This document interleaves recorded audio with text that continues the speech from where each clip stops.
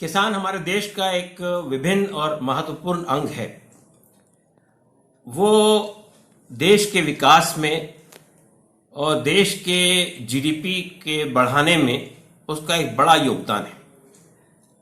लेकिन दूसरी तरफ ये भी एक हकीकत है कि वो जो कुछ पैदा करता है अक्सर औकात उसकी लागत भी उसे नहीं मिलती। इसके लिए देश की केंद्रीय सरकार और राज्य सरकारों की पॉलिसियां और नीतियां जिम्मेदार हैं। अभी मानसून सेशन में जो 3 फॉर्म बिल सरकार ने पास किए हैं, जैसे तैसे पास किए हैं, वो फॉर्म बिल कारपोरेट्स और मल्टीनेशनल कंपनीज को तो बेनिफिट करते हैं, लेकिन किसानों को कारपोरेट का और मल्टीनेशनल कंपनियों का बंधवा मजदूर बना देते हैं। सरकार जो एमएसपी तय करती थी, अब एमएसपी भी उसको नहीं मिलेगी। इसके खिलाफ आज पूरे देश में किसान सड़क पर उतर आया है।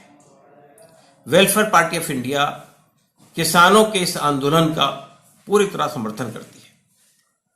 वेलफेयर पार्टी की सरकार से मांग है कि वो इन तीनों बिलों को, जिसने अब कानून का रूप धारण कर लिया है, इसको फिल फॉर वापस करें और जो लोग इसके खिलाफ आंदोलन कर रहे हैं उन किसानों से, उनकी संस्थाओं से सरकार डायलॉग शुरू करे। नरेंद्र मोदी उनसे बात करें। यह अजीब गरीब बात है कि आप पार्लियामेंट में बिल लाने से पहले कारपोरेट से तो बात करते हैं, लेकिन जिनका असल मसला है उन किसानों से आप बात नहीं करते। दूसरी बात यह है, हमारा ये भी डिमांड है कि इस वक्त में किसानों पर, खासतौर से कमजोर और मध्यम वर्ग के किसानों पर जो सरकारी लोन है उन्हें वेव ऑफ कर दिया जाए और आइंदा सरकार किसानों को इंटरेस्ट फ्री लोन दस्तयाब करे, मुहैया कराए।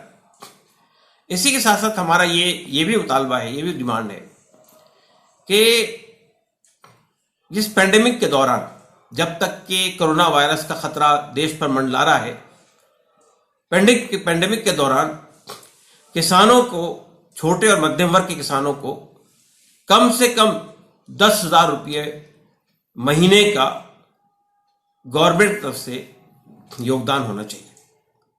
हम ये मुतालबा करते हैं कि किसानों की समस्याओं को इतना आसानी से न लिया जाए। वैसे भी हम ये देख रहे हैं कि हर साल इन्हीं किसान विरोधी नीतियों की वजह से हर साल किसान बड़ी तादाद में, हजारों की तादाद में आत्महत्या करने में मजबूर है। हम समझते हैं कि किसान का देश के विकास में एक महत्वपूर्ण रोल है। हमें किसानों को इस तरह अंदाज नहीं करना चाहिए और किसानों की जितनी डिमांड्स है उन्हें हमें मान लेना चाहिए और उनके वेलफेयर के लिए सरकार को आगे आना चाहिए।